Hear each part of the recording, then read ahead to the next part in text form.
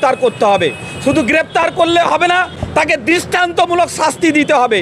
কারণ বাংলায় আমরা এই যে বাংলা ভাষায় কথা বলি, এটা আমাদের গর্ব, আমরা গর্ব করে বলি আমরা বাঙালি।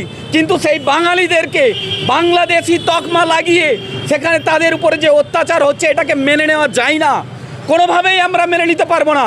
এটা গোটা বাঙালি জাতিকে অপমান করা হচ্ছে, গোটা দেশ জুড়ে অপমান হচ্ছে। শুধু উড়িষ্যা নয়, ভারতবর্ষের প্রত্যেকটি বিজেপি শাসিত রাজ্যগুলোতে বাঙালিদের উপরে অত্যাচার হচ্ছে।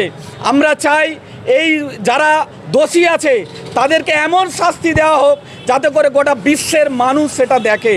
এবং এই মুস্তফা আজ চিকিৎসাধীন অবস্থায় আছে, তার সঠিক চিকিৎসার ব্যবস্থা করার দরকার, আমরা সে দাবি জানিয়েছি। তাকে ক্ষতিপূরণ দেওয়া দরকার, সেই ক্ষতিপূরণেরও আমরা দাবি জানিয়েছি।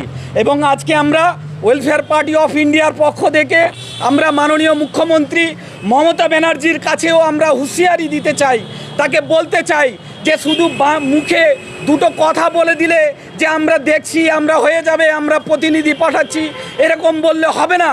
কারণ এটা বলে দিয়ে আমাদের ভাইরা যারা দুনিয়া ছেড়ে চলে যাচ্ছে, যাদেরকে দুনিয়া থেকে বিদায় করে দেওয়া হচ্ছে, যাদের উপরে অকথ্য অত্যাচার হচ্ছে, মা বোনেরা ভীত সন্ত্রস্ত হয়ে আছে, ছোট ছোট শিশুরা তারা তাদের পিতাহারা হচ্ছে, এগুলো তাদের সেই কষ্টর মুআবজা হবে না, ভরপাই হবে না।